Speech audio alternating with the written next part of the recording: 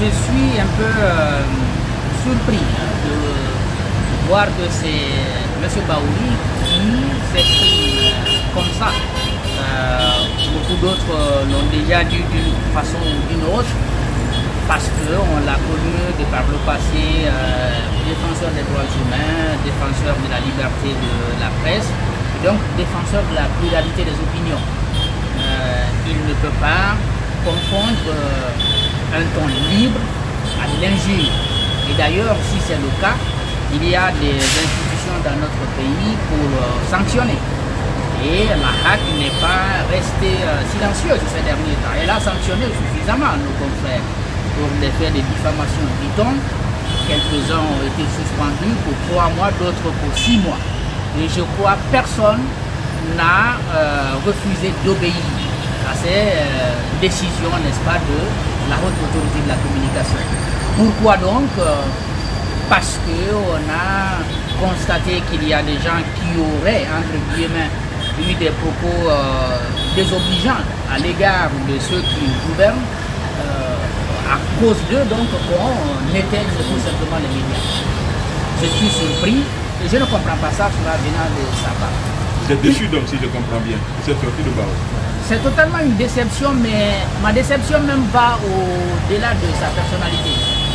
Je suis un peu déçu de ce que l'intellectuel guinéen est en train de devenir. Parce que Bahouri n'est pas le premier à avoir une telle attitude. C'est-à-dire qu'il rassure quand il se bat pour les valeurs, quand il n'est pas encore aux affaires. Et une fois aux affaires, devient, si vous voulez, partisan de l'autoritarisme. Rien que dans ce gouvernement, si on compte bien, nous avons 5 qu'on a acclamé ici, défenseurs des droits humains, défenseurs de la démocratie, défenseurs de la liberté, et qui aujourd'hui sont même plus hargneux contre les critiques que les militaires, qui auraient dû avoir l'attitude qu'eux ils ont aujourd'hui face à la presse. Et par le passé, on a eu aussi ce type de cadre. Si Alpha Condé, Baragay Landé, c'est un cadre influent de l'opposition qu'il a créé. Celui qui dirigeait la Codenong, c'est aussi un porte-parole de l'opposition. On a eu beaucoup d'autres comme ça. Et donc quand l'intellectuel guinéen se comporte de cette façon, selon les circonstances, je pense que c'est assez grave.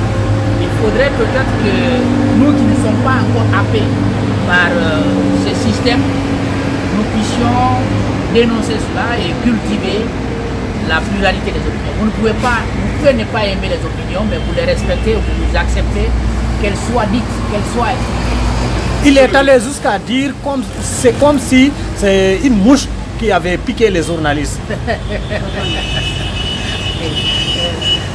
Et puis il a calé ça dans une période, c'est du 2 au 21.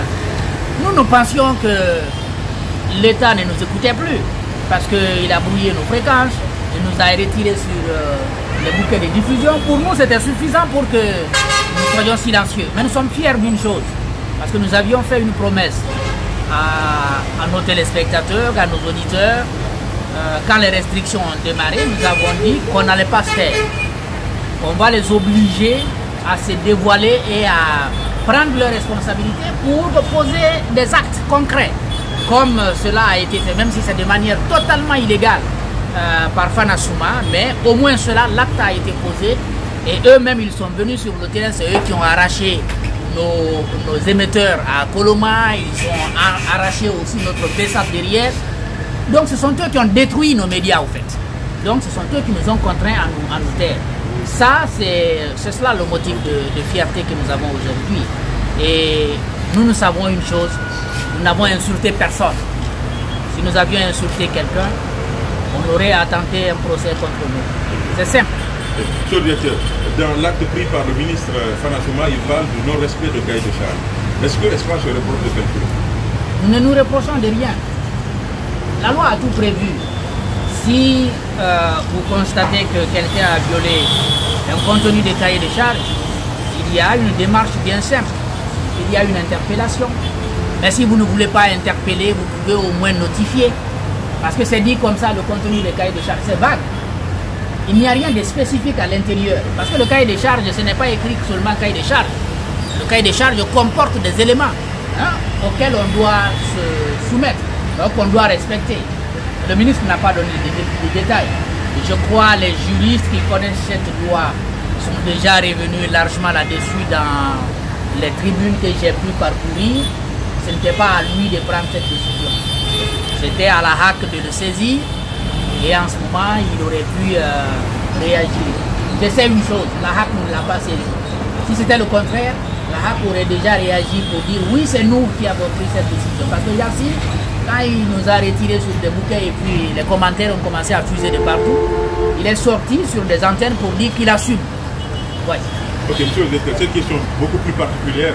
Après donc la fermeture de votre médium, il y a eu des réactions sur la toile. On a notamment vu cette vidéo où vous dansiez, quoi, dans du mauvais pour je ne sais pas. Et puis les gens ont fait des moqueries, c'est comme si à un certain moment vous avez soutenu le troisième mandat, qu'aujourd'hui vous serez dans le regret. Dans quelles circonstances cette vidéo a été prise? Est-ce que c'était pour célébrer le coup d'État de 5 septembre?